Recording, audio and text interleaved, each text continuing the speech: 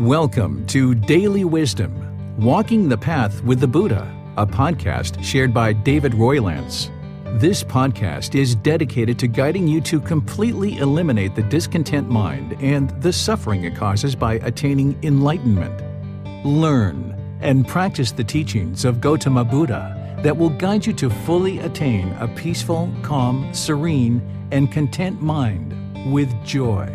To support this podcast, visit patreon.com/supportbuddha or visit buddhadailywisdom.com, where you will discover a full range of courses, retreats, and online learning resources to assist you on the path to enlightenment. Now, here's our teacher to share more.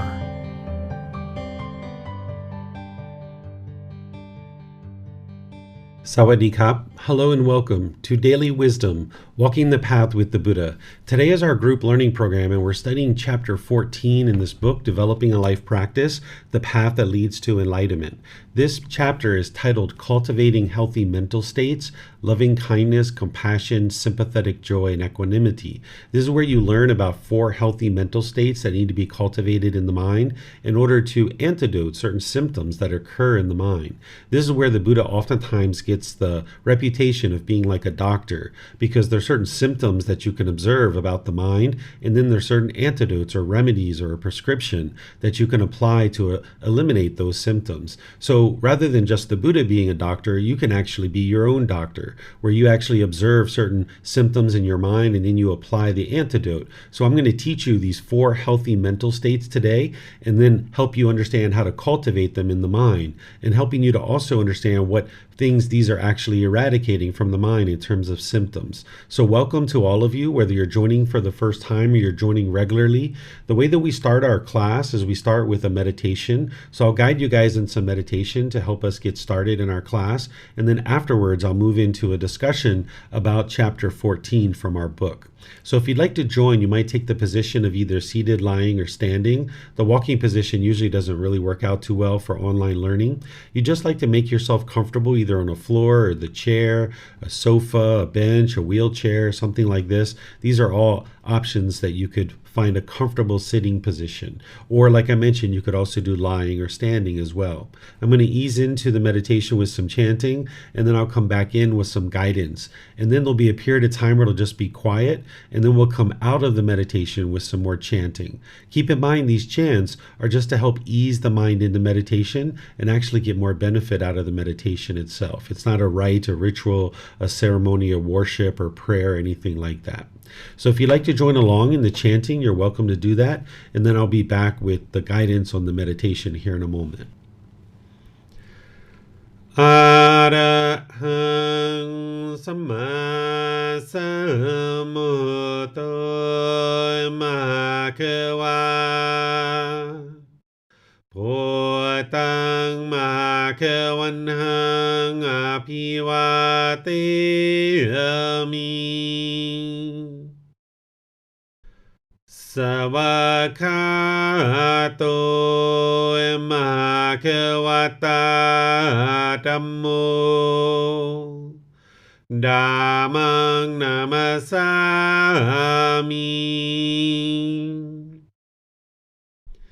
Supatipano Bhagavato Savaka Sangho Sanghang Namami Namo Rasa Bhagavato Arahato Samma Sambuddhassa Namo Rasa Bhagavato Arahato Samma Sambuddhassa Namo Rasa Bhagavato Arahato Samma Sambuddhassa Iti piso makawa arahang sama sambuddho Vicacaranang sammuno Sakatoro kawitu Anutero purisa Dhamma sati satatawa manusarang Poto Bhagavati.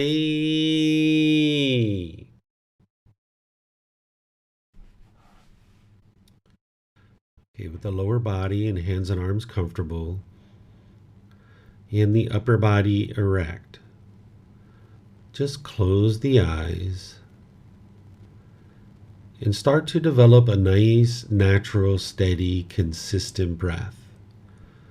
Breathing in through the nose, experiencing the full breath. And then, whenever you're ready, exhale out through the nose.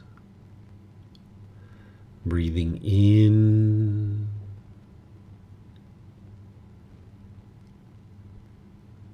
and out. Breathing in and out.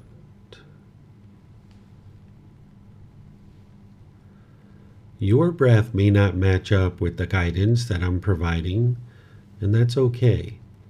This is your practice. I'm just here for guidance.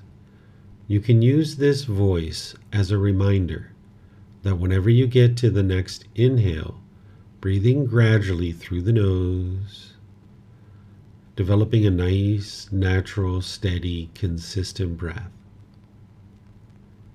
And then, whenever you're ready, exhale out through the nose. Breathing in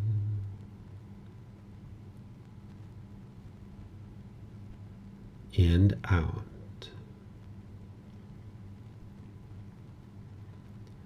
Breathing in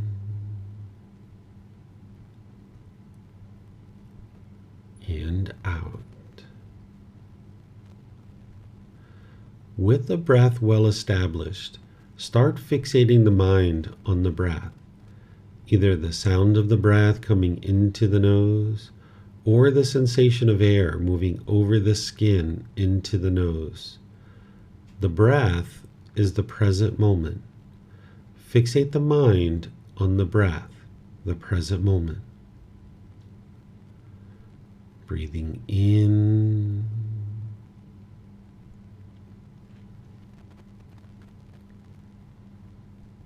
and out.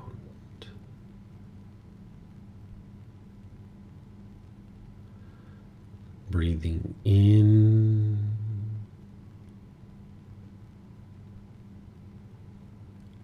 and out. With the mind fixated on the breath, whenever you notice that it moves off the breath, cut that off, let it go, and come back to the breath, the present moment.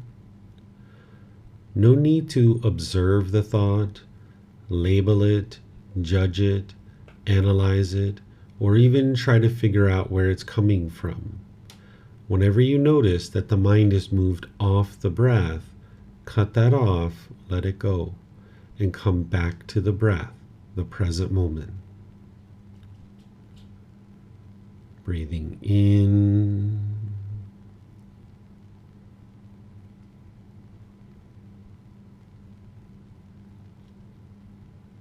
and out.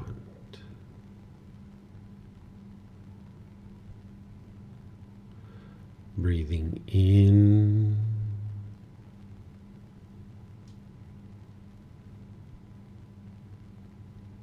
and out.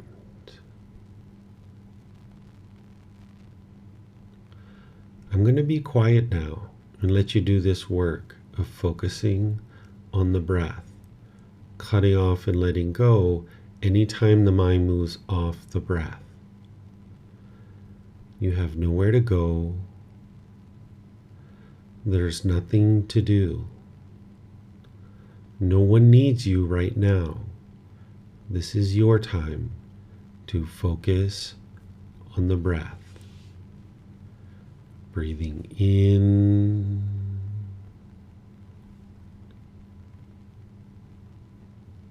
and out.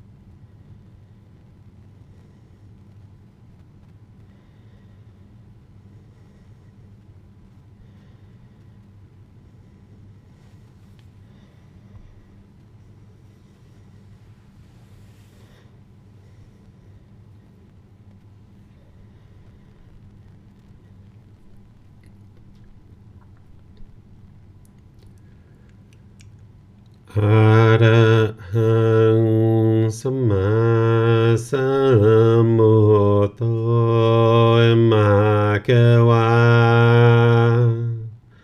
พุทธังมะกะวันนังอภิวาเทมิสวากขาโตมะกะวะตาธัมโมธัมมังนามัสสามิสุปฏิปันโนภะคะวะโตสาวกสังโฆสังฆังนามามินะโมตัสสะภะคะวะโต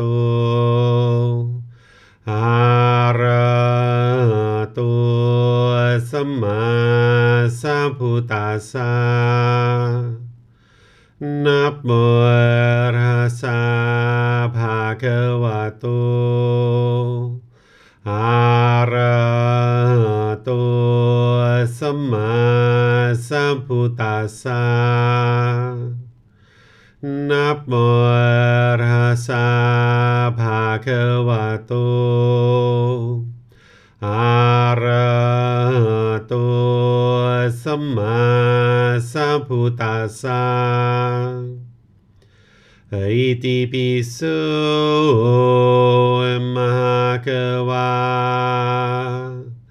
อะระหังสัมมาสัมพุทโธวิชาจารนังสัมมุโนสกขาโตโรกาวิโตอนุเตโรปุริสานามาสติสัตตาตาวามนุสนังพุทโธภะคะวะเต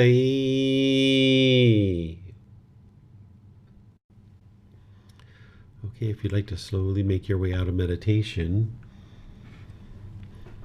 I'd like to once again welcome all of you, whether you're joining for the first time or you're joining regularly, or you've joined us since we started meditating. Welcome to everyone. Today's class is Chapter 14 from our book, Developing a Life Practice, The Path That Leads to Enlightenment. This is Volume 1 of the book series, and this chapter is titled Cultivating Healthy Mental States, Loving-kindness, compassion, sympathetic joy, and equanimity. Here you're going to learn about these symptoms that the mind will experience and how to antidote them or remedy them with certain healthy mental states. Whenever you're learning and approaching the teachings of the Buddha, it's important to keep in mind that the core central teaching is the Eightfold Path. The Eightfold Path is what's going to guide you to the complete elimination of discontentedness. And as part of that, what you're learning is how craving, desire, attachment, the longing, the yearning, the wanting things to be a certain way, the wants and expectations is what's causing the mind to be discontent. And when you eliminate the cravings, desires, attachments, wants, expectation, that longing, yearning, then the mind can be peaceful and joyful. And the Buddha provides you a perfect plan in the Eightfold Path of how to actually accomplish that. As you're eliminating the craving, desire, attachment, you're using all the factors of the Eightfold Path to include breathing mindfulness meditation and generosity. This is training the mind to eliminate craving, desire, attachment, and let go. But as you're doing that, and you've learned the things that I've taught you over the last 3.5, 4 months to be able to work on doing that, and of course, it's going to take you a significant amount of time over the coming months and years to be able to fully implement what I've taught. But as you're doing that, you can also be bringing in these wholesome qualities, which are exact opposites of the certain unwholesome quality that you're working to eliminate. These are referred to as the Brahma-viharas. They're referred to as the Brahma-viharas because during the lifetime of the Buddha, there were individuals named Brahmin. These are what we might refer to as Hindu priests. And these Hindu priests were worshiping God, or what they refer to as Brahma during that time. So the way that we refer to God, they would refer to this being as Brahma. And these Brahmin were born into a family, and there was a strong caste system in place, and it was thought that if you were born into this family, that you were instantly a holy person, that 15% of society was considered to be holy because they were born into this family, and the other 85% of society was taught that you needed to pay these Brahmin in order for them to do rites and rituals and ceremonies and worship on your behalf. And people were taught that they weren't able to communicate with God, and that if they had these rites, rituals, ceremonies, and worship, that their life would become better. Well, of course, the Buddha understood that this wasn't actually true, that the mind needed to be trained, that there was pollutions in the mind, that it's all about cultivating wisdom and making wise decisions, and that's what leads to an improved way of life and an improved condition of mind. But nonetheless, these Brahmin were still practicing during the lifetime of the Buddha, and they even are practicing nowadays. The Brahmin would oftentimes come to the Buddha to learn some of his teachings, but the Buddha's teachings were vastly different than what was being done with the Brahmin. But these Brahmin were still practicing and doing the things that they were doing with their rites, rituals, ceremonies, and worship. And their thought was that they were trying to help people get closer to God. And they were teaching a little bit of moral conduct. So these Brahma-viharas, this word Brahma means God, and Vihara means a dwelling or an abode. So the Brahma-viharas were taught by these Brahmin, these Hindu priests, in order to help people get closer to God. And it was thought that if you cultivated these mental states, that it would bring you closer to God. Well, that's what the Brahmin were using these for, and that's how they were approaching them and sharing them with people. But the Buddha taught them in a different way. It wasn't only the Brahma-viharas that were being taught during the lifetime of the Buddha, but also meditation and the natural law of karma, and these things were actually being taught prior to the Buddha. But the Buddha brought some clarity and some conciseness and preciseness to it, and put it together with an entire package of teachings that will completely liberate the mind, leading it to this enlightened mental state. But nonetheless, there were other people that were teaching. It wasn't only the Buddha who was teaching during his lifetime. You might think that if you were alive during the lifetime of a Buddha, you'd probably be more than interested in learning with that person. But not everybody understands how to identify a Buddha. It's not like there's a certain physical characteristic like an ear being turned or a mole on the head or something like this that's going to absolutely identify a Buddha, because it's not a physical thing. It's all based on the mind. A Buddha is someone who's gotten to enlightenment by themselves without the help of any teachers or any guides. And then they dedicate the rest of their life to sharing their independently discovered teachings with countless people, and then countless people get to enlightenment. And then they preserve their teachings in such a way that countless more people get to enlightenment after their death. So even though the Buddha existed, and there were some people that knew that he was a Buddha, and as he got closer and closer to death, where more and more and more people were studying with him and realizing that his teachings were indeed leading to enlightenment, they understood that he was a Buddha. But for a long time, there was only a limited number of people that actually knew that he was actually a Buddha and what that actually was. So when the Buddha was teaching, there were other people like Brahmin and even other teachers who were claiming that it was their teachings that led to enlightenment. So the Buddha needed to put together a comprehensive plan of what it takes to get to enlightenment, and he did that through training his own mind. And what worked for his mind, he knew that that would work for other people too. So these Brahma-viharas were something that he learned and he developed and he perfected, and he knew that this was part of the path to enlightenment, so he incorporated it into his teachings. I refer to them as cultivating the healthy mental states, or the 4 healthy mental states. But I use this word Brahma-vihara, or this phrase, the Brahma-viharas, because you'll see this being used in other places, and you'll know what people are talking about if they're using this particular phrase. While the Brahmin were talking about it in terms of bringing people closer to God, the Buddha was talking about it and helping people to antidote certain symptoms in the mind. And I'm going to help you to understand this by explaining what each individual healthy mental state is, what the symptoms are or what you're remedying in terms of the unwholesome quality. And I'm going to teach you how to actually cultivate this in the mind so that you can bring it into the mind and help to support you along the path to enlightenment, getting closer and closer to enlightenment. But at least now you'll understand the background of this word, Brahma-vihara, and where it comes from and why it's being used. As we go in our class today, just like always, you're welcome to ask any and all questions that you like. You can put it into Facebook, YouTube, or Zoom. Or in Zoom, you can raise your hand electronically and ask any questions that you like by just unmuting your mic, and then we'll be able to hear you throughout the live stream. So this first Brahma-vihara, or this first healthy mental state, is called loving-kindness. This is active goodwill towards all beings without judgment. A genuine interest in seeing all beings be well. It's important that you understand that this is without judgment, because oftentimes we're taught in life that we shouldn't do something until somebody else does it first. Like you might have been taught, don't respect others until they respect you first. But if everybody was practicing this, the world would just be locked like a log jam. Nobody would be respecting anybody, because if everybody's practicing, I'm not going to respect you until you respect me, then the other person's like, well, I'm not going to respect you until you respect me. So now everybody in the world is just holding back their respect and nobody's respecting anybody. Well, that's not how you get to enlightenment, by waiting for other people to do something before you do something. You need to know what's wise and do those things, make wise decisions. So when the Buddha was teaching loving kindness, to have goodwill towards all beings, it's without judgment. It's without judging others to determine whether they deserve your loving kindness or not. You would like to break through this wall where you have this unconditional love, where you just love beings as they are. In the unenlightened state and with a lack of wisdom about what loving kindness is and how to practice it without judgment, oftentimes people can only love somebody if they do what they want. If you do what I want and you're meeting my expectations, I might say in the unenlightened state, I love you, or I have fallen in love with you.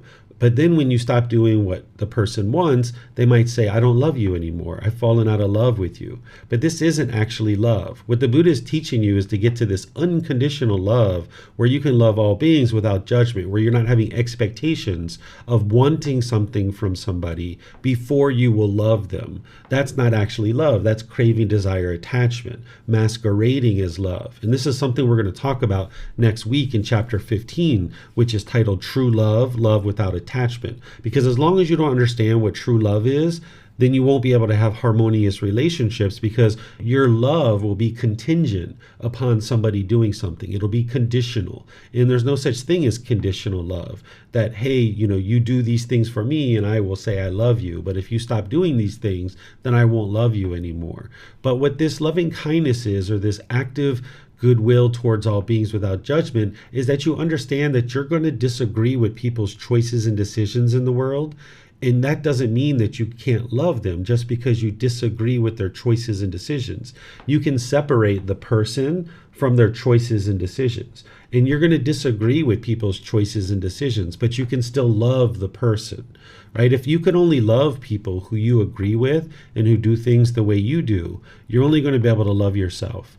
And oftentimes people find it very challenging to even love themselves. So if your love is contingent upon agreeing with what other people do or what they say or their choices and things like this, then you're not going to be able to love everyone in the world, which what love is this genuine interest in seeing all beings be well.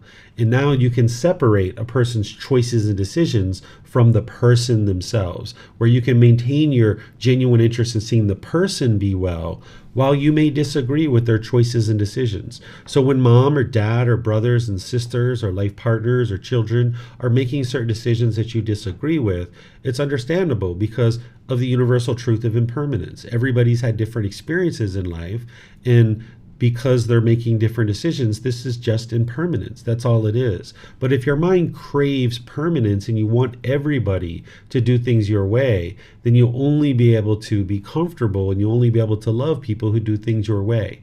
So the Buddha is teaching you to break through all of that and get rid of all of that, and now arise this loving kindness in the mind so that you can eliminate or remedy the unwholesome qualities of anger, hatred, ill will, and then all the lesser versions like frustration, irritation, annoyance, and even dislike. By the time you get to enlightenment, you won't even have the slightest dislike towards another person. Right now, if you like certain people and you dislike certain people, this is because of your cravings, desires, attachments. If people do things the way you want and the way you expect, then you like them. But if people do things opposite of the way you want and you expect, you might say, I dislike them. And oftentimes the unenlightened mind attributes that dislike to this person and thinks that, oh, it's this person, that there's something wrong with this person, and I dislike them and other people dislike them as well. Well, that's just because they're not meeting your cravings, desires, attachments. Your wants and your expectations aren't being fulfilled. So your mind might try to push this person aside and say, oh, I dislike them, or you might label them as someone that you dislike or that you're annoyed by or you hate or something like that. Well, you can break through all of that and get rid of all of that to the point where you just have a genuine interest in seeing all beings be well, that you have a genuine interest in seeing them be well. You have this active goodwill. You're not judging other people to determine if they deserve this or not. Because as long as you have cravings in your mind, you're going to encounter people that aren't doing things your way. It's only a matter of time. Particularly the more and more and more cravings and wants and expectations you have in your mind, it's going to be the fewer and fewer and fewer people that you're going to be able to spend time with because you want more and more and more things. So as you age, you might have noticed that your number of people you can spend time with becomes fewer and fewer and fewer.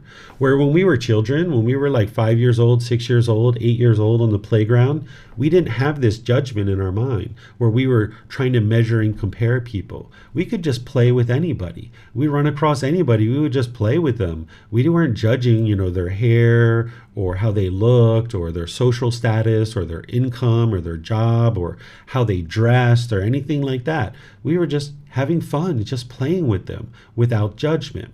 But as we've aged, the mind takes on this conceit where the mind starts judging others, and it takes on this hate where it starts hating others. It starts having these cravings, desires, attachments that aren't getting fulfilled. And that's where the anger and hatred and this conceit is arising, thinking that we know what's best for other people.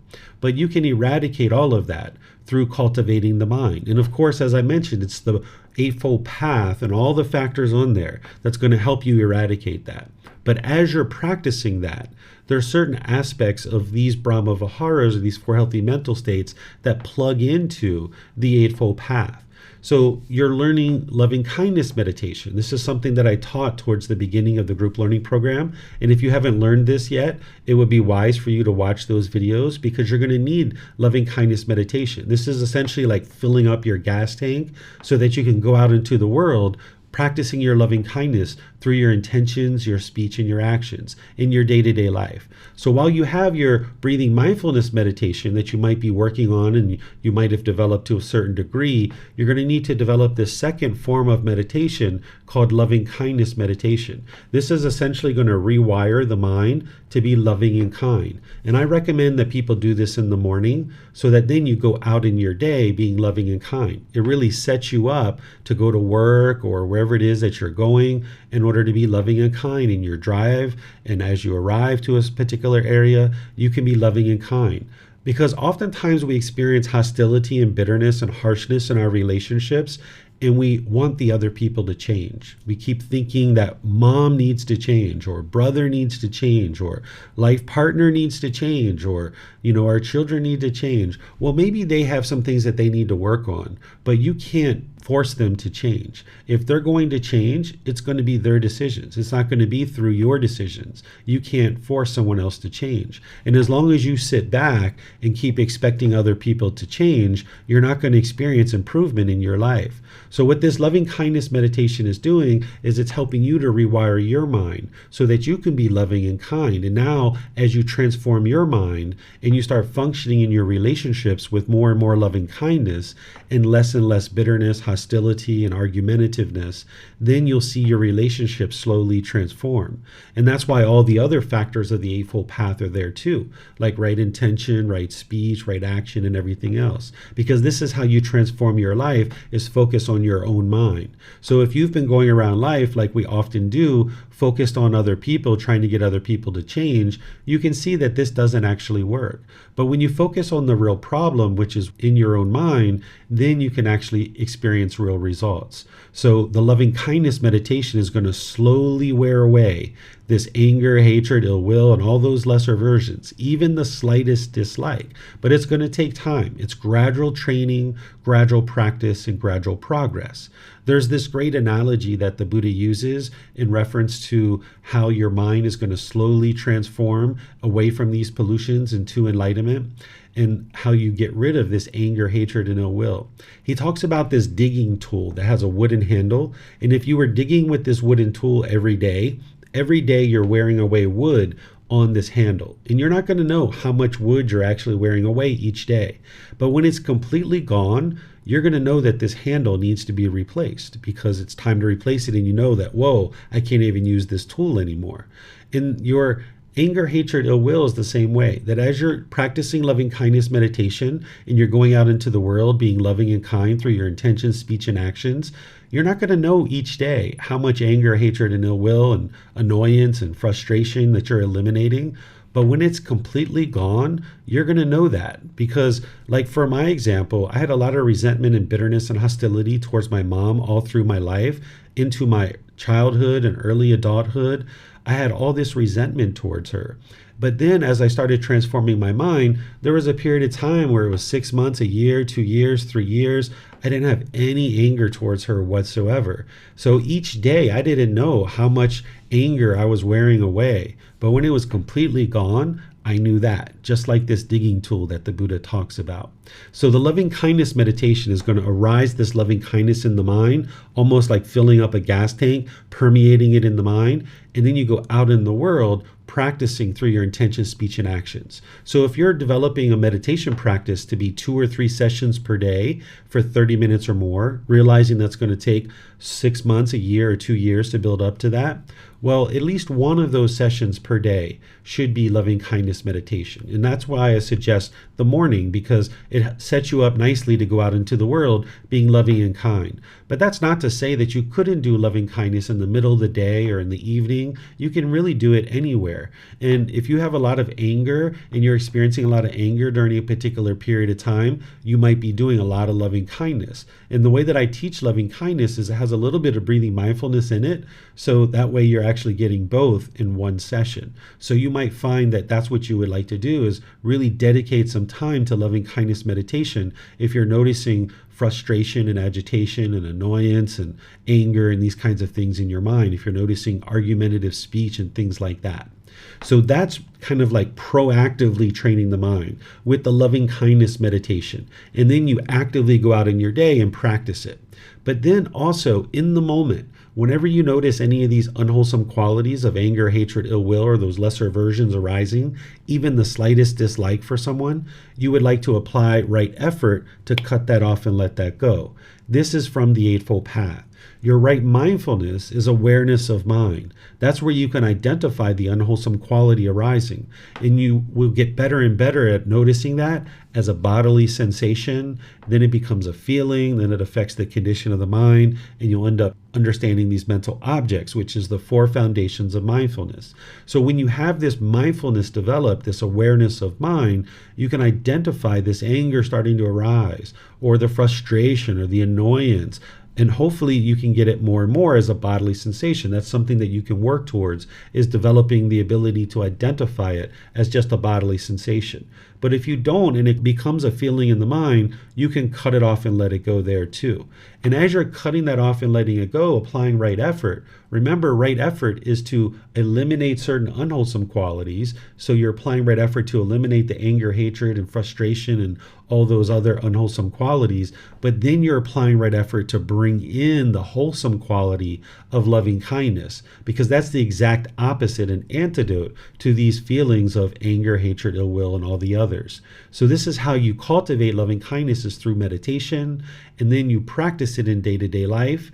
And then whenever you see any of these unwholesome qualities arising with your right mindfulness, you apply right effort to cut it off and let it go, eliminating that unwholesome quality, and then arising and cultivating the wholesome quality of loving kindness. And more, this will be brought to full growth and full perfection. It's almost like a wall. When you first start doing this, it feels like you have to break through a wall, particularly with people that you do have anger and hatred towards. You're going to have to break through that wall. That's why you're doing this without judgment. Sure, maybe these individuals have done harmful things in the past, but maybe you're committed to the relationship and you would like to improve it. So you're going to need to break through that wall by doing these types of things. Then there's something called compassion. This is concern for the misfortune of others. And oftentimes this goes right along with loving kindness. As you're cultivating loving kindness, you might see that your compassion starts to arise more and more in the mind, where you have this concern for the misfortune of others. This is the middle way. The other side of this would be to have worry and anxiety about the world. If you were worried and have anxiety, like, oh my goodness, look at all these horrible problems in the world. If you have worry and anxiety about the world, your mind's not in the middle. But the other side of that is the mind is indifferent and it could care less about what's happening in the world, right? You're not interested in living in either side of this, because either side, your mind's not going to be peaceful and joyful. Where you're worried and having anxiety and shaken up with every little thing that happens in the world. But also if you were indifferent and you could care less about the world, in either side, your mind's not in the middle. So this healthy mental state of compassion is to have concern for the misfortune of others. It's a mental state that you're cultivating. It doesn't mean that you're necessarily going to take action, but you cultivate this mental state where you have the concern for the misfortune of others. So if you were walking down the street and you saw a person who was homeless and didn't have food and clothing and shelter, if you were worried and had anxiety about that, then the mind's not in the middle. But also if you were indifferent and you could care less, then your mind's not in the middle there either. So you like to cultivate this concern for the misfortune of others. And whether you do something in that situation or not is going to be unique to the situation and the variables that are happening at any one particular time, based on what it is that you've got going on. The Buddha is not telling you what you should or shouldn't do in any given situation, because moving to this higher consciousness, you're going to need to take in the variables in any given situation and make a decision that's wise for you in that situation. And when you have concern for the misfortune of others, you will make wiser and wiser choices because you'll have some of this pollution out of the mind. So in some situations where I've, say, been on the road and I've seen a motorbike accident, I might stop and I might help the person because I need to help this individual, because I have a little bit of training in first aid and I know that I can help this person, and I'm pretty, fresh on the scene. The ambulance isn't anywhere close by, so I can come over and I can help this person. But there's been other situations, even just recently, where I haven't been able to do that, where maybe I was driving down the road, I saw somebody get into an accident, maybe they were a few meters or a few yards behind me, and I was on my way home to help my son because my son hadn't eaten all day, and it was like 2 or 3 p.m. in the afternoon. His mom's in America and he was home. He's learning to be home by himself and how to cook and things like this, and he hadn't had any food, so I had some food with me to take home. And I looked back and I saw that there was 2 or 3 people getting out of the car to help this person, and I was like, sweet, there's people helping them. So I can just continue to go forward and have concern for the misfortune for my son in this situation, where oftentimes I will stop.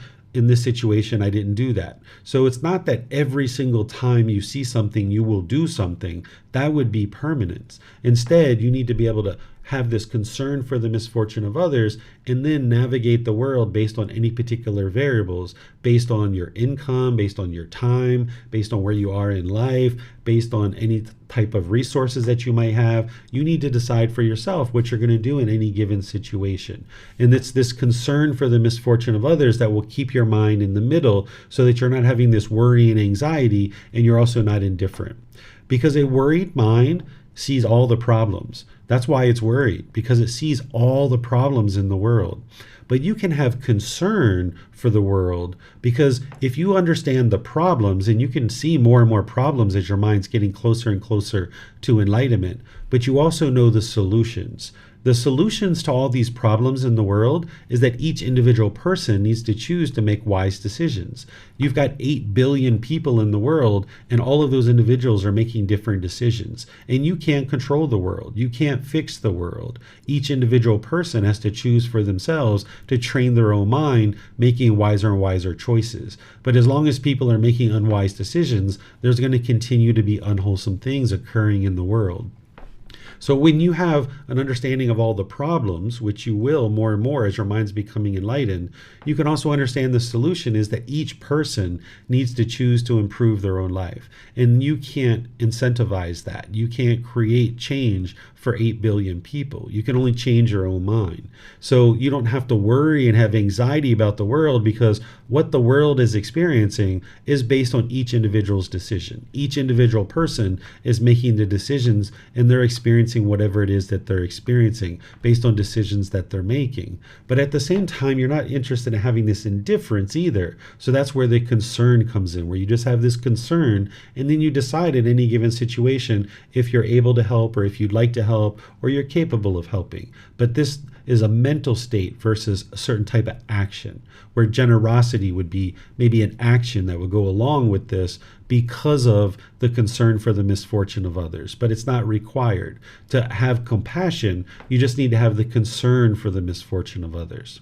This is cultivated through having mindfulness or awareness of mind, just like with loving kindness, where you're aware anytime worry or anxiety for the world is arising, or anytime indifference towards the world is arising, you observe that with the mind. You notice it sooner and sooner and sooner, and you apply right effort to cut that off and let that go, because those are unwholesome qualities. But then you arise this compassion. You start applying right effort to arise this wholesome quality of compassion to come into the mind.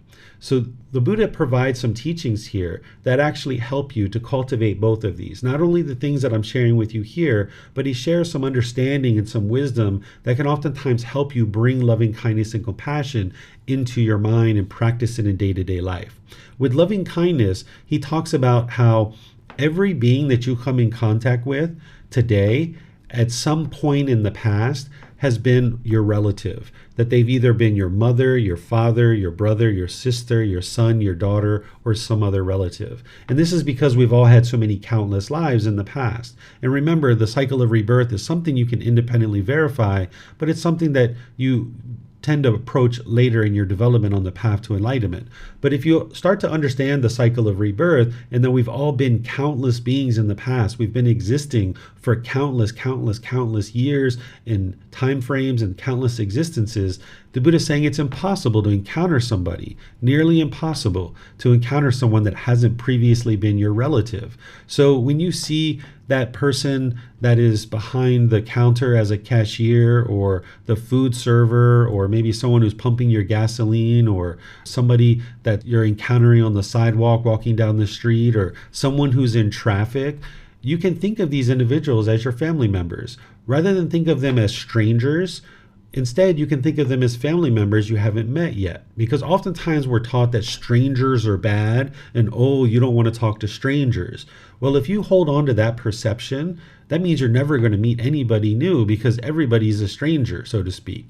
It was only your mother and father when you were born into the world that perhaps you knew them from the beginning of time, perhaps, but other than that, everybody else was a stranger. So if we never talk to strangers, then you're never going to meet anybody at all. So I suggest that you purge this perspective or this perception of everybody is a stranger, and that means they're out to get me and they're going to do something bad, and instead change your perspective, change your thoughts, and stop clinging to any kind of perception where the world's out to get me and that all these strangers are going to harm me, and instead you can look at people as a family member. Here in Thailand, particularly here in Chiang Mai, when we speak Thai with each other, even if it's somebody we just met, we will refer to them as if they're family. We will call them mother, father, grandma, grandpa, brother, sister. So if I go to a restaurant, I might call the food server little brother, little sister, or older brother, older sister. Or if there's a grandmother sitting behind the cashier and taking money at the cashier, I might call her grandma, even though I just met her, right? And that's what we do here in Thailand. And I imagine, depending on where you lived, if you walked around and talked to people that way, perhaps people might have issues with that. But if your mind thinks that way, that can be really helpful for you to arise this genuine interest in seeing all beings be well. That think of people as your son or your daughter or your mother or your father or your grandparents. This can be a really lovely way for you to arise loving kindness in your day-to-day life, is relate to people as if they are your family. There's no harm in smiling at people. There's no harm in saying hello to people. You're not harming anybody whatsoever, and you can have this brightened mind where you go around and you're cheerful and your mind is uplifted towards other people. And it's loving kindness that will help you to do that. And the same thing with compassion. The Buddha shares that because we've had so many countless lives in the past, anytime we see somebody experiencing anything that's unfortunate, that we have also experienced that exact same thing in our life at some point. So when we see that homeless person, the person who's struggling on the street and maybe doesn't have a shelter or food or clothing or something like that, what the Buddha is sharing is that at some point in this life or our previous lives, we've experienced that same misfortune. If we see somebody that's addicted to drugs or alcohol, or we see somebody struggling with any other aspect of life, the Buddha says we've experienced this same misfortune as well. So if you put yourself in the shoes of that person who's experiencing the misfortune, that can help you to arise this concern. So rather than look at this person as a stranger who is homeless on the street, look at this person as a family member, look at this person as yourself, and that you were in that same situation at some point. Maybe in this life, at this point in time, you've evolved and gotten to a point where you're no longer homeless, or you're no longer addicted to drugs or alcohol, or you have a certain amount of income that you can sustain yourself. But at different times, either in this life or previous lives, we've experienced all these same misfortunes. And this can help us to arise concern for the misfortune of others. So I'm going to pause here before we move in further to the rest of the class and see what questions you guys might have. You can put that into Facebook, YouTube, or Zoom, or you can raise your hand in Zoom and ask any questions that you like. So let me know if you guys have any questions on anything I've been sharing so far. Okay, it looks like Yusuf has a question here on YouTube. He's asking, is there any mystery about loving kindness, even though I do it regularly? But the more the days pass, the harder it gets to achieve that good mental state of loving kindness. You got to look at what's going on in your life, Yusuf. Oh, I see you raised your hand in Zoom as well. You need to look at what's going on in your life, because as things are changing and your cravings are getting triggered and you're noticing that your mind's not getting those conditioned pleasant feelings anymore, you'll notice that it can be challenging to arise to loving kindness because your mind is kind of generally agitated and frustrated and disgruntled. So you'll go through periods of time where your meditation in the condition of your mind will go up and down like this. This is the impermanent nature of your meditation. This is the impermanent nature of your mind, that it's not going to be in the permanent mental state of enlightenment and having fully cultivated these qualities until the mind is actually enlightened. But on the way there, as you're getting rid of these pollutions, you can go through a period of struggles, but then the mind slowly starts to brighten up as you go forward. So just understand that this is just the impermanent nature of the mind and the impermanent nature of your meditation practice. So you raised your hand, so maybe you have some more questions or something else you'd like to add. You're welcome to unmute yourself. Okay, I'm not seeing you unmute yourself, Yusuf. I'm going to go to Julie. Julie, if you'd like to go ahead and ask your questions. I don't know if it's exactly a question. It's kind of maybe of better ways to deal with it or something, but kind of a comment on a couple of points of when, I grew up in a real rural area with small towns, and everybody always greeted each other and so forth. And I had to go through a time coming into a large metro area of realizing it's for a lot of people a more kind thing to do to not greet them, and in the same vein not expect them to respond to me and feed what I wanted, because in a large metro area, people are so much more thrown together. They have no privacy. They have no sense of their own time and their own space. And so they really don't want to have to say good morning or hello to everybody that comes by. And that was a real lesson for me, and it was kind of I was being so used to in the countryside, everybody greeting each other because you're the only one on the mile maybe on your farm.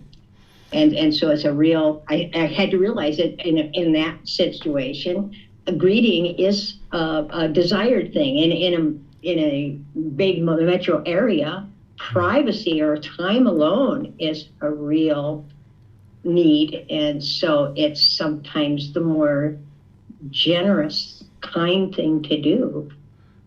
Yeah, what I would suggest is that you practice according to what we know is going to lead to enlightenment, which is there's no harm in greeting somebody or saying hello. If there's an expectation that other people will say or respond back, that's where the mind's going to experience the painful feelings. So if other people don't respond, that's fine. I actually went around here in Chiang Mai one time. This was back in 2018.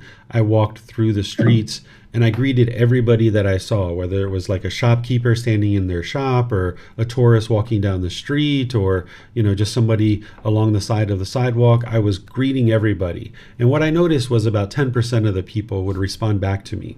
But what this helped me to train my mind to do is to understand that me saying hello and me greeting people, it wasn't for the other people. It wasn't for an expectation of wanting something in return. It was to humble my own mind, because walking around wowing people and showing respect and gratitude helped to humble my own mind. So I don't suggest that you modify your conduct in the way that you're describing, like you function in one way when you're in a rural area and one way when you're in a metro area. This is where the mind is going to have difficulties, that by the time you get to enlightenment, you have a permanent practice that you're practicing in the same way no matter where you go. So like here in Chiang Mai and all throughout Thailand, I why people and I say sawadee kap and I smile and look them in the eyes. When I went to America 2 years ago, I did the same thing, but I said, hello, how are you? When I arrived to the hotel, hello, how are you? And I why them and show them respect. This is becoming an international way of showing respect and politeness to people.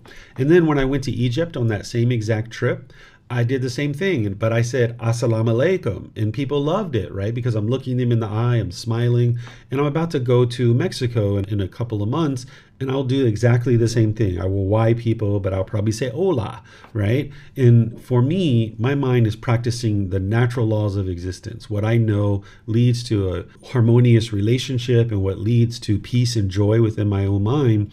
So that way you don't have to modify what you're doing based on the people around you, because that way your practice isn't conditional. You would like to get to an unconditioned mind where you just know what is wise and what is unwise, and you just always do the wise things.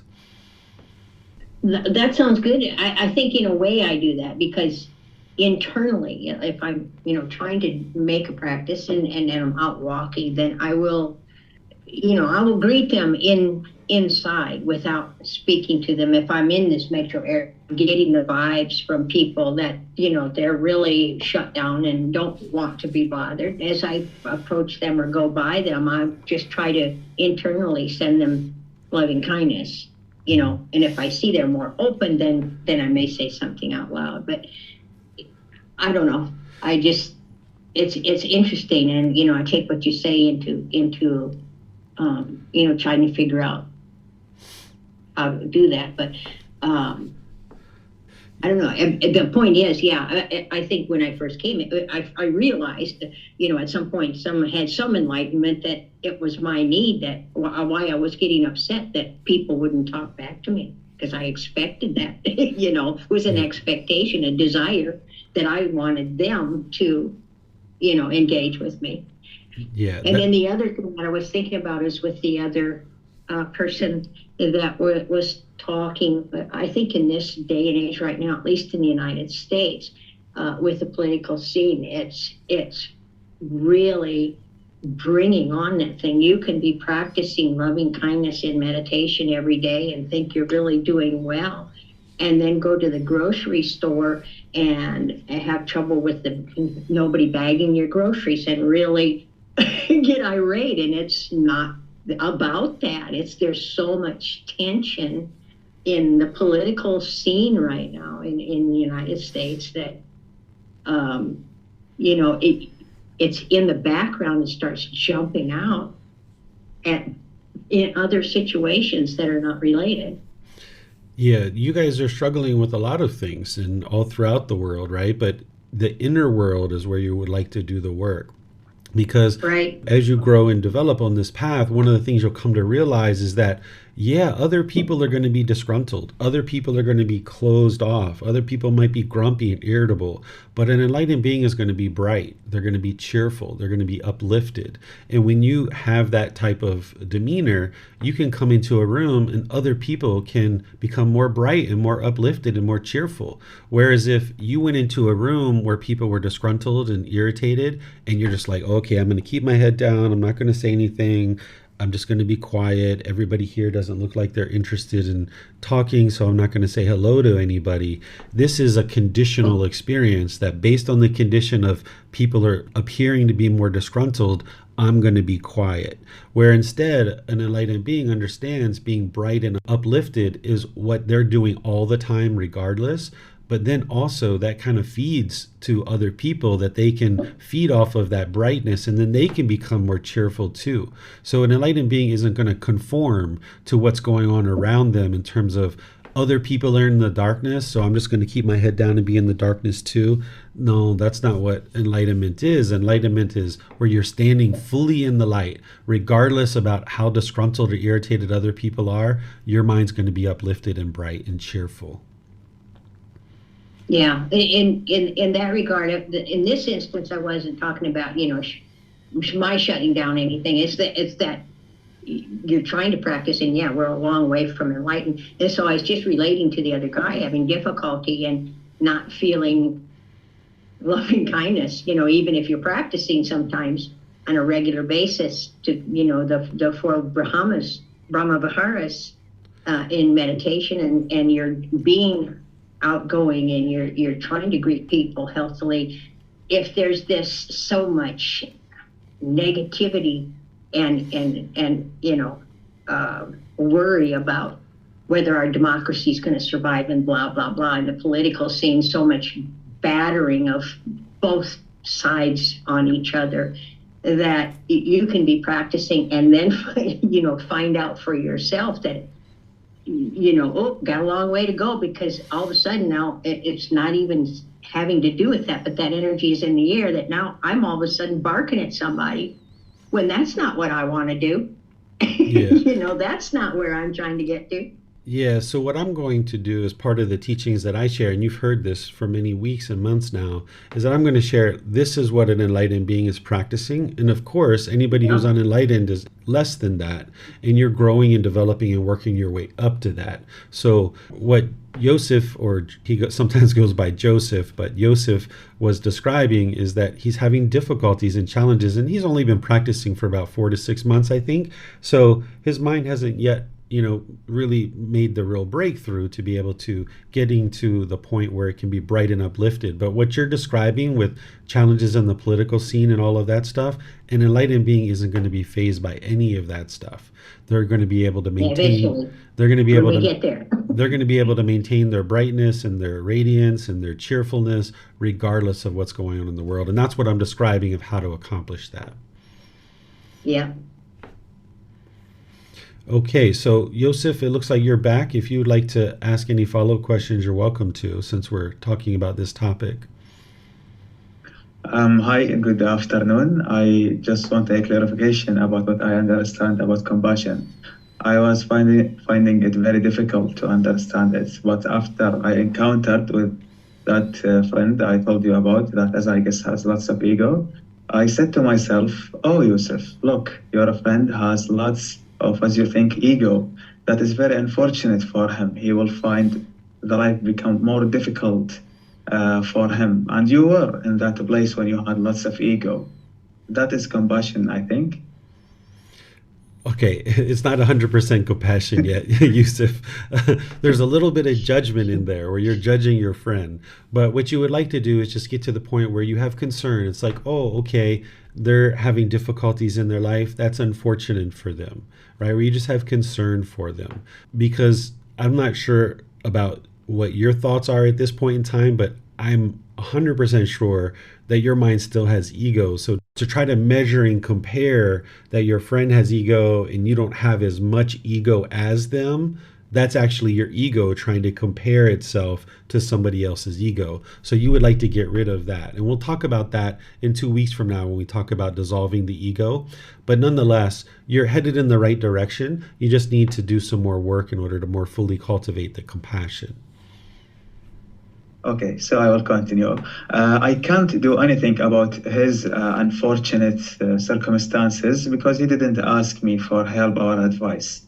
But I had another friend that is also, as I observed, he is talking so fast that I can't catch any words of his mouth. And I guess that is out of a craving or something. And I know him, and I guess it is a craving. He told me 3 days ago, 3 times, Yusuf, I want you, if you saw anything in me, to tell me about it. If you saw anything in me, to advise me about it. He said that 3 times. So now I am, I guess, in a position where I can point him some things that are making his life difficult, as I have mindfulness to see them, because he asked me to do that. I will not do it in a way that I am 100% sure what it is. I will just point him some things and he can do the work for himself if he wants. Would you encourage me to do that?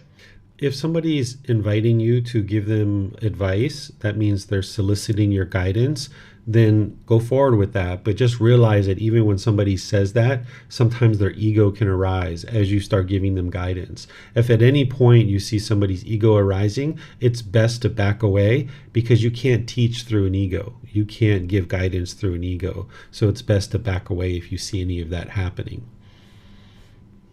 Well, yeah, this is the problem that I am thinking about, that whenever you try to point some mistakes in other individual have, the ego will arise saying that I don't have a mistake. That is, I guess, 100% in all human beings. So even though that I will start with the first mistake that he have, the ego will arise in him and he will have discontentedness and he will relate it to me, that discontentedness to me. So it is okay. It is in his mind, not in my mind. I can go forward with that advices, right? We're a bit off topic right now, Yusuf. If possible, okay. I'd like to bring it back to the Brahma-viharas because this is, you giving advice to somebody, and you said that 100% of the people have ego. This isn't actually true. So, I think it's best if we move to this other question. I think Mayuli has something here on Facebook, but maybe you and I can talk about this another time in a private discussion. Yes, sir. I forget to mention that it is out of compassion that I wanted to help him. So yeah, you can continue. Thank you. Okay. So Mayuli's asking in Facebook, at times, even though I made wise decision to care for this being first, as this is physically and mentally exhausted, but still feel guilty that I was unable to help others at the same time, I understand that this is due to my cravings. Yes, that's because the mind's not yet practicing in fully developed compassion. Because if the mind is feeling guilty that you didn't help somebody, that's where the mind is having that worry and that anxiety, that craving for the world to be a certain way. And now the guilt can arise. So by getting rid of the craving, desire, attachment, that'll help get rid of that guilt. And then you can bring in the compassion for this being who you are, but also other beings as well. And that's what will bring the mind to the peace and the calm. Okay. And then I see a gentleman wishing me a happy Teacher's Day. I didn't even know it was Teacher's Day, but thank you for your warm wishes. Okay, so I'm not seeing any other questions anywhere. So let's move on to the next 2 mental states of the Brahma-viharas, which is sympathetic joy and equanimity. Sympathetic joy is joy for others' success, even if you didn't contribute to it. This is where, like, say you have a situation where you have a friend or family member or a coworker who something fortunate happens for them, and now your mind becomes jealous or envious towards that individual. This is the mind not having sympathetic joy. Of course, there's craving, desire, attachment in there, that maybe you have a certain job that you're applying for at work, and there's other coworkers who are applying for that promotion as well, that new job, and maybe one of them get it instead of you, and now you're jealous or you're envious. This is because the mind's craving to have that job. And now when you find out from your coworker that they got the job instead of you might notice this jealous or envy arising because of the craving. So when you notice this is because the mind, of course, has craving, desire, attachment that you'd like to eliminate, but it's also because it's not practicing this wholesome quality of sympathetic joy. So you'd like to apply the effort to bring this into the mind, and that's what's going to help you eradicate and eliminate the envy, jealousy, and pride. And one of the things that the Buddha helps us to understand here with the story is he says, anytime you see anybody experiencing anything fortunate, you've already experienced that, either in this life or some previous life. So this can help you to eliminate this too, that if you keep this in mind, just like with compassion, where he says that you've experienced any misfortune, either in this life or previous lives, he says the same thing about any kind of fortunate things. So if you see somebody, they get a brand new big house, or they go on a holiday, or any number of things, or maybe they're rich and famous, the Buddha shares that, okay, you've experienced those same fortunate things, either in this life or some previous life. And this is how you can help to arise your sympathetic joy. And it's going to antidote the envy, jealousy, and pride. And just like the other Brahma-viharas, that you need to use your mindfulness or your awareness of mind to be aware of the unwholesome quality that is arising. So whenever you see envy, jealousy, or pride starting to arise in the mind, you would like to cut that off and let it go using right effort, eliminating that unwholesome quality, and then bring in this wholesome quality of sympathetic joy. Essentially what you're doing with these Brahma-viharas is you're arming yourself with a tool belt, that you understand the certain symptoms and you understand the remedies, and you can pull out this tool whenever you need it. So whenever you see a certain unwholesome quality of mind, you can bring out the antidote or the tool that's going to help you to eradicate that. And that's all aspects of the teachings of the Buddha, but particularly you can see it here with the Brahma-viharas, or these 4 healthy mental states. And then there's a healthy mental state called equanimity, which is calmness and composure, evenness of temper, especially in difficult situations. This is one part of equanimity. And then there's a second part that we'll talk about here in a moment. Equanimity is where the mind can be calm and composed. You can have evenness of temper, even in difficult situations. So when you get that phone call from the hospital or from a friend that says your mom's been in a terrible accident and she's in the back of an ambulance being rushed to the hospital, this is a difficult situation. If you're attached to your mom, you're going to have difficulty in this situation. So you would like to have calmness and composure in this situation, because rushing to grab your keys and running across town to get to the hospital isn't actually helping your mom. So when your mind is shaken up and it's uncalm, you won't be able to access your wisdom.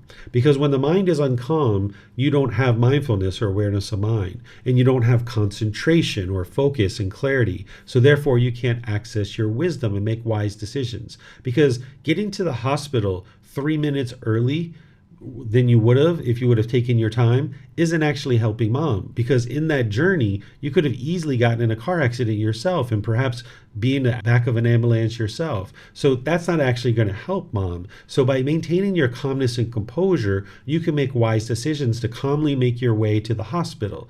And now with that calm mind and you arrive, now you can talk to the doctors and nurses, find out what's wrong with mom, and start making wise decisions to be able to help her. Whereas if your mind's all shaken up, you're not going to be able to accomplish that and help your mom. So this is why the Buddha taught equanimity, is because having your calmness of mind, you'll be able to access your wisdom, and now you can make wise decisions. Because anytime you're making unwise decisions, any sliver of unwise decision, it's going to produce unwholesome results in your life. So you're looking more and more to get to these wise decisions where you can produce wholesome results, or wholesome karma. And having a calm mind is part of that. And then the other part of equanimity is treating all beings equally, treating everyone impartially. Whereas if you were a parent or you were a boss or something like this, and you were treating different people different ways, they would end up getting jealous potentially. So say you had 2 children and you treated one child one way and another child another way. You're going to find that one of those children are going to get jealous, and now it's going to be difficult for you as a parent to parent both children. Or if you had employees, and maybe you have 5, 10, 20 different employees, if you treated some employees one way and another employees other ways, you're going to find that it's very difficult to manage in this situation because there's going to be jealousy. Now, those people don't necessarily realize that it's their own craving, desire, attachment that is leading to their jealousy. And when they don't understand that, they're going to have those painful feelings of jealousy arise, and now they're going to attribute that to you. And they're either going to push you aside, they're going to be bitter, harsh, and hostile to you, or they're going to put their expectations on you. And now when they're doing this, you're going to have difficulties in these situations, either managing or accomplishing some project that you would like to accomplish. So the way that you practice is you practice where you treat everybody impartially. The root word of equanimity is equal, where you would like to treat all beings equally. And this is what's going to help you to navigate the world more readily. Because not only is the Buddha teaching you how to eliminate certain pollutions in your mind so that you can maintain your calmness and composure, and all these other discontent feelings can be eliminated and you can practice all these wholesome qualities, but the Buddha is also teaching you how to navigate the world of unenlightened beings. And if you understand the Four Noble Truths, that your mind is causing your own discontent feelings, you understand that you didn't understand that at one time in your life, and you were bitter, harsh, and hostile towards others. And you'll know that there's the vast majority of the world that doesn't understand the Four Noble Truths. And they're going to attribute any painful feelings they have due to their attachments and due to their cravings on you. And they're going to think that you're the one who's causing that. So in order to get to harmonious relationships where you can have loving kindness and compassion for all beings, where you can have sympathetic joy, where you can have this equanimity, you're going to also need to treat all beings impartially so that you don't have people venting and being hostile and bitter towards you because they're actually jealous with the way that you're treating other beings. And the way that you can cultivate these is you're cultivating this through applying right mindfulness, where you're aware of any restlessness, worry, or anxiety, or even an overactive mind. And where you see that arising in the mind, then you know to bring in this wholesome quality of equanimity, where you have mental calmness and composure, especially in difficult situations. And then where you see your mind being arrogant or having ego, or other people around you thinking that they're so special, you would like to treat all beings equally. And this is going to help to eradicate this. We're going to talk more about the ego in 2 weeks, and I'm going to fully explain to you what the ego is and how to dissolve it. But equanimity and treating all beings equally and seeing yourself as equal to all beings, this is part of helping you eliminate your arrogance and ego. So let me know if you guys have any questions on sympathetic joy and equanimity. Okay, it looks like we have a question from Yusuf again here in Zoom. I was laughing with a friend because we did success in our exams, but there was a very sad friend sitting next to us because he failed in exams. Is me laughing while my friend is sad the opposite of sympathetic joy or compassion? Yes. Laughing at someone because they failed exams would be unwise. I don't know if you were laughing because of that, but you need to be aware of that, that you can't cause other people to be angry and frustrated, but you would like to be aware of your intentions, your speech, and your actions around other people when they're having certain struggles and difficulties like that.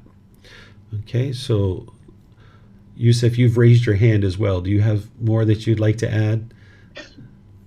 Yeah, of course. I wasn't laughing because he failed. I was laughing because I did succeed.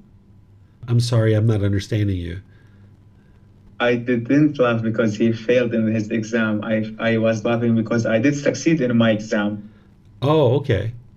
So is that the opposite of compassion and sympathetic joy, or it's okay?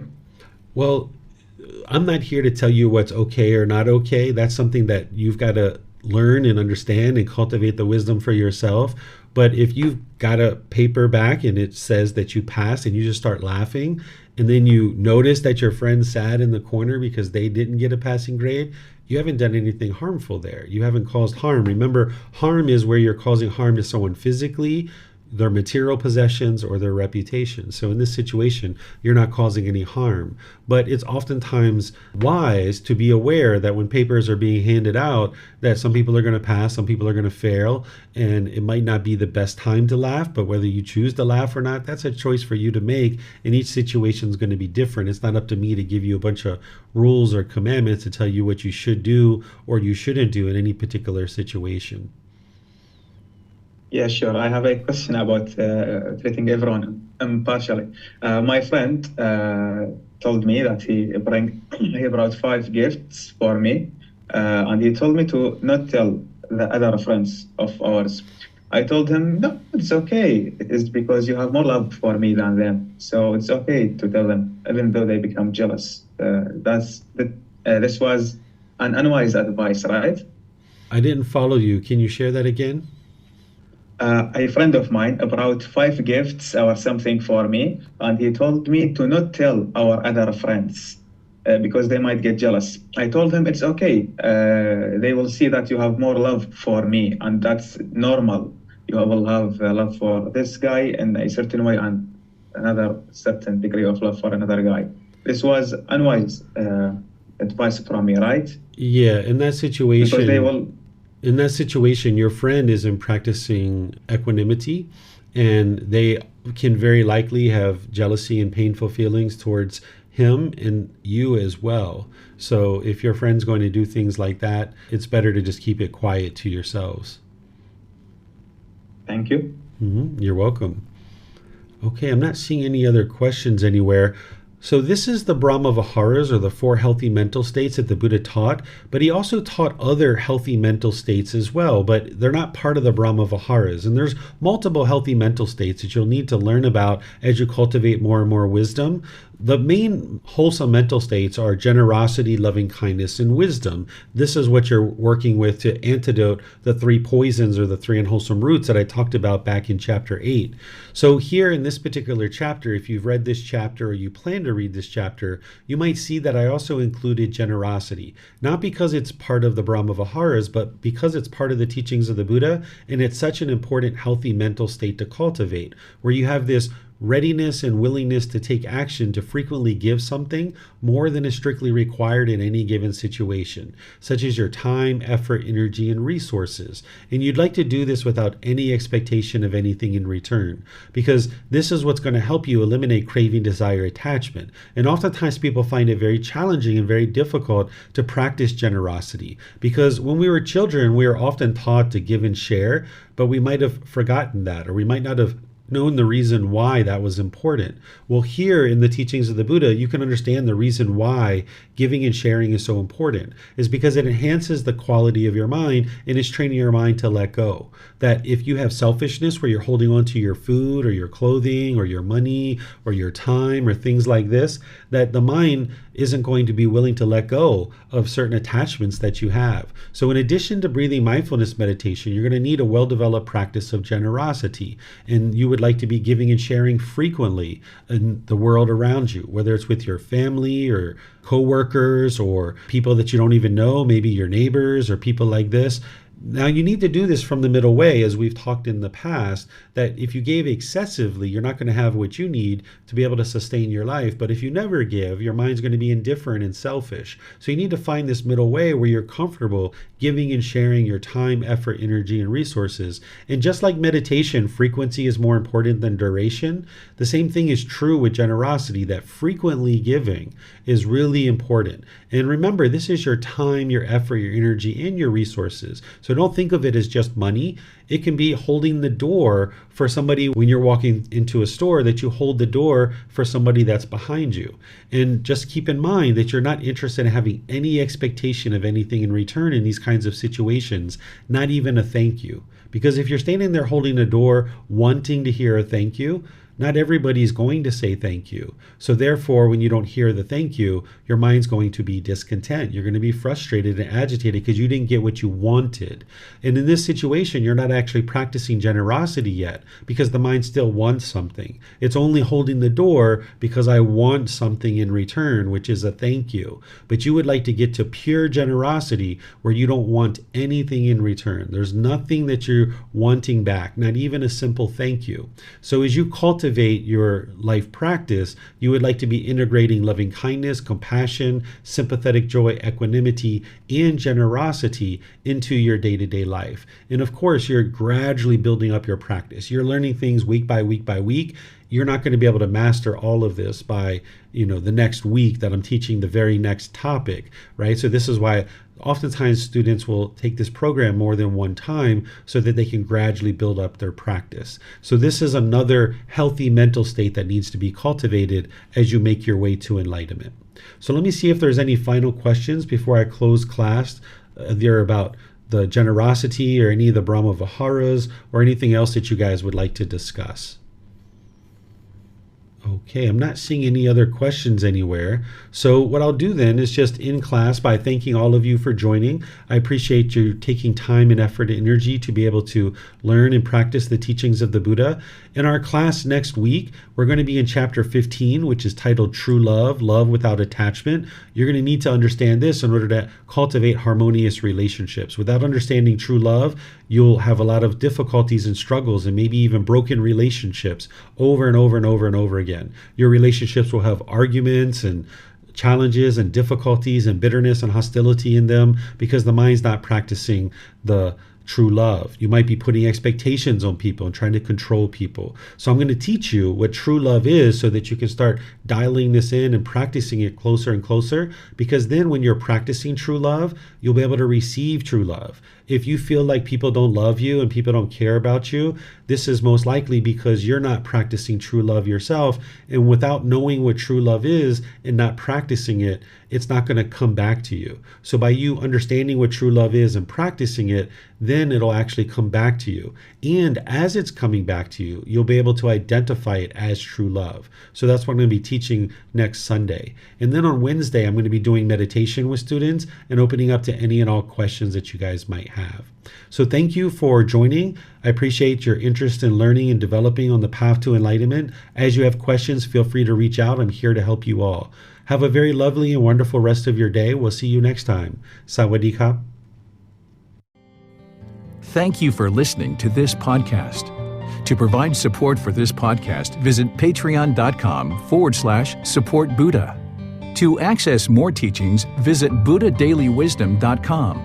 There, you will discover a full range of courses, retreats, and online resources to assist you on the path to enlightenment.